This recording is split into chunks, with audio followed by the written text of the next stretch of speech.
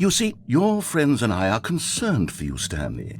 We've come together here because we care about you very much. It's this bucket you're carrying around everywhere. The bucket isn't even from the original Stanley Parable. It's just sequel content. We're the ones that matter, Stanley. Classic characters from the first game, like the Adventure Line and the Broom Closet. Because that's what fans want from a sequel. They want more of their favorite jokes, not this bucket that they've never seen before. Yes, I know I'm the one who gave you the bucket, but you're spending too much time with it. Don't you want another story involving the Adventure Line? We could make the Adventure Line go somewhere new. Yes, yes, that's what the fans want. Let's do it.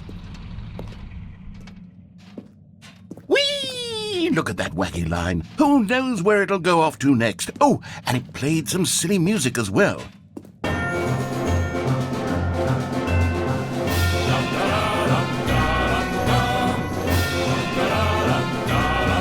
Now this is what the Stanley Parable is all about. Don't you remember all those great jokes from the original dialogue? Also, Stanley is addicted to drugs and hookers. Yes, it's as classic now as it was back then. Let's do it for the fans, Stanley. Let's give them more content exactly like this. But if we want to do that, you're going to have to give something up.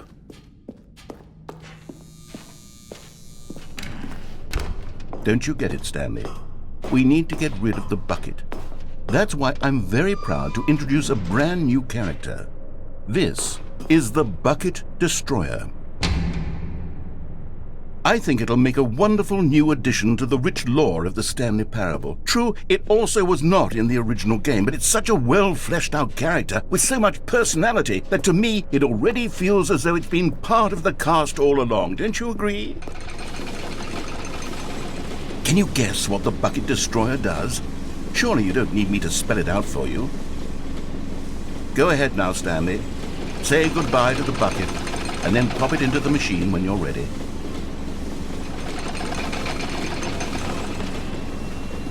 Now listen to me. It's crucial that you give it the bucket. I don't know what the Bucket Destroyer will do if it can't destroy your bucket. Destroying buckets is all it knows. That is its singular personality trait. Sure, I can hear you saying, how does a character with only one personality trait deserve to join the pantheon of beloved Stanley Parable characters? Well, you see, if you were to really explore the Bucket Destroyer, you would see that its desire to crush buckets is so densely loaded with complexity and nuance that it's really like 10 personality traits. What other object in this game can you even say that about? The Broom Closet? Certainly not. I wonder what sort of Bucket Destroyer merchandise the fans will be clamoring for after this. Okay, the Bucket Destroyer is getting very upset now. You'll have to hurry and feed it. We can't get back to the classic Stanley Parable characters like the Adventure Line or the Bucket Destroyer until you crush that damn bucket. Quickly now, the fans are waiting. Do it, the fans, Stanley. Give the fans what they want. Hurry and...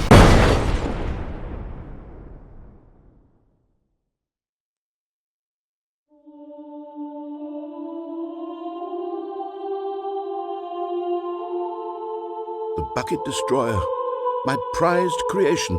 You had so much potential. We were going to do such marvelous things with you, tell such spellbinding stories about you. All of it squandered now. Goodbye, new friend. For the moment in time that you were here, you were magnificent.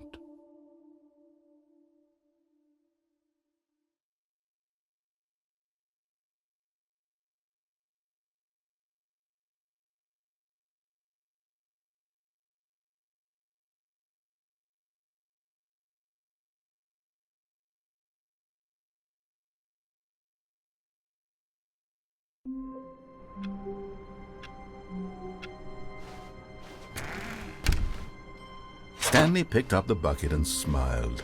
He'd never be... Stanley clutched the bucket tightly to his chest and entered the door on his left.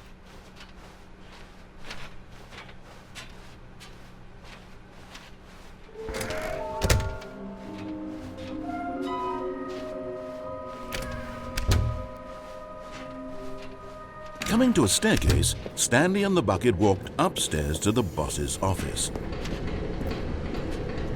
But Stanley just couldn't do it. He considered the possibility of facing his boss, admitting he had left his post during work hours. He might be fined for that. And in such a competitive economy, why had he taken that risk? All because he believed everyone had vanished? His boss would think he was crazy. And then something occurred to Stanley. Maybe, he thought to himself, maybe I am crazy.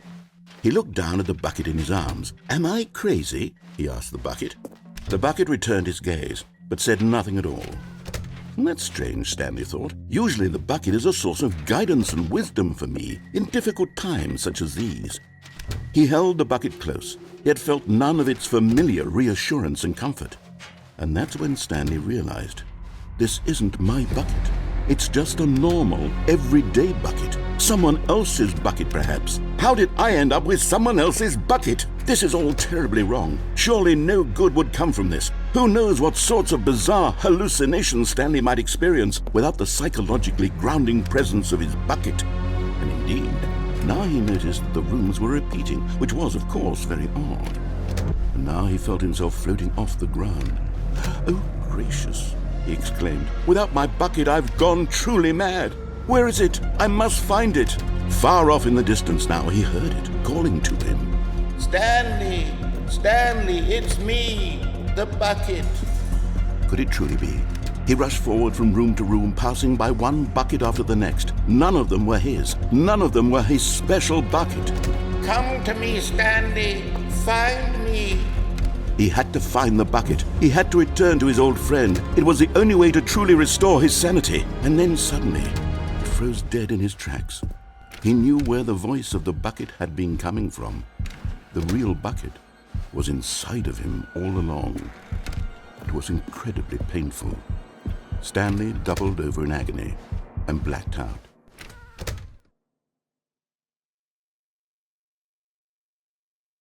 This is the story of a woman named Mariella.